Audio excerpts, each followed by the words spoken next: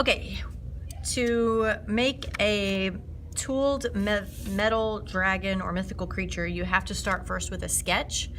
And you want to draw it as big as you can on the size paper that I give you. You can draw it in pencil, but you don't have to necessarily put every single detail on there just yet.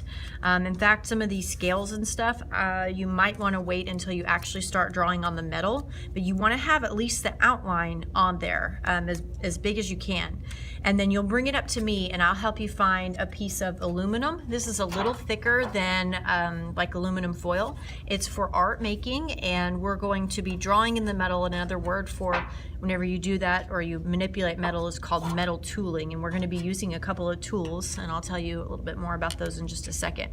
We're also going to use a pen to help us transfer the design to the metal, and we're also going to need a piece of felt so we can transfer the design. So after you show it to me, I'll help you find a piece of metal that matches the size paper, you know, or the size of your drawing, and then we'll just use a little bit of tape. And here's how I put the tape on there. I tape it like this, one on each end, one there, and then usually I have it wrapped on the other end too. My paper was just a little bit too big. I'll try to make sure your paper is more closely matched to the size metal that I'm going to give you.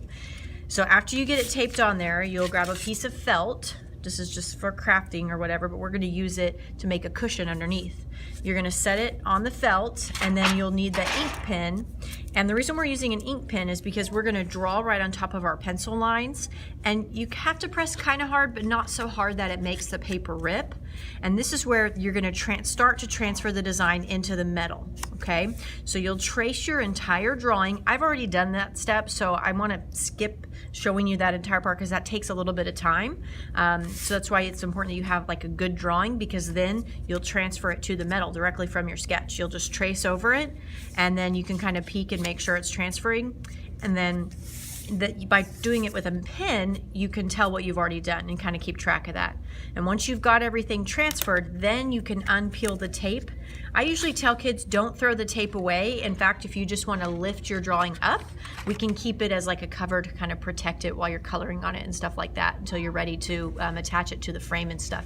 Keep your sketch and keep the tape if you can.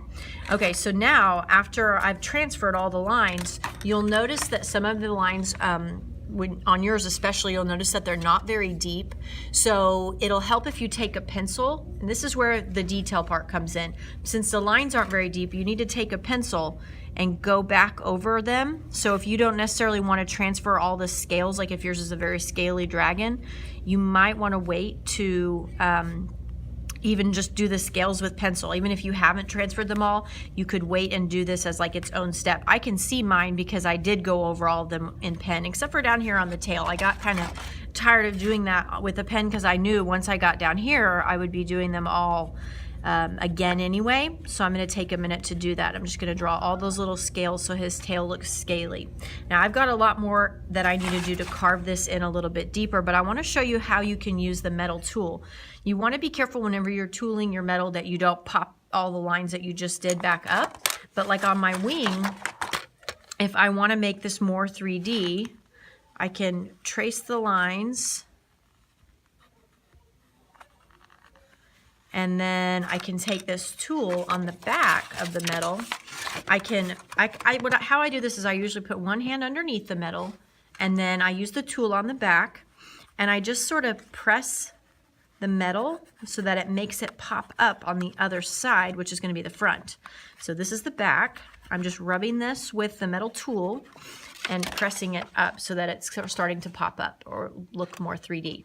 So this is just a really cool thing that makes the metal look a little bit better. It's cool flat. I mean, it still looks okay, but having that 3D element makes it more of a relief. A relief is a raised surface, and it's a type of sculpture. It's called relief sculpture. And so if I were to make the dragon's head pop up a little bit more, I could, if I do that on the scales, here's what I'm talking about. If I go over all those scales and then I press those like that, and then I flip it over, those scales kind of get erased. Okay, so you don't necessarily have to pop up every part of your creature, but I would like to see some metal tooling. So you can pick some spots to do that on. So I'll go back in a second and redraw those little scales back on the front, but I definitely can make the head pop up. just by rubbing that there. Now I have more work to do. Obviously, I still need to carve some of my lines in deeper. I still need to finish tooling it, but I'm going to put it aside just by putting that back on there. And then I want to show you one that I've already colored. This is one that I colored with permanent markers. Permanent markers show up really well on the metal. When you first color with a permanent marker, you have to be careful for a few seconds. Let me grab one here, because while the ink is on there, it can be wet for just a few seconds and then it dries pretty quickly. So keep that in mind. On this one, I kind of, I made it pop up and then I went back after I colored it all, and the last step that I did was drawing some of the designs back on with black on top so that they would show up a little bit better. So that was a final step. You have to be careful, just like when we did the transparency project, the black can smear, so always save that as your last step and keep that in mind. And then when we get done with all of the everything that we're going to do as far as metal tooling, transferring, coloring, you can see I trimmed mine up just a little bit. You don't necessarily have to do that.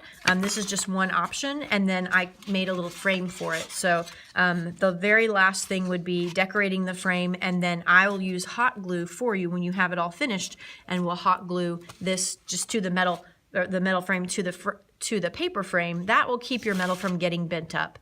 If you just try to carry this home just like this, it can get bent up and could get messed up. So the paper frame will help keep it a little bit safer.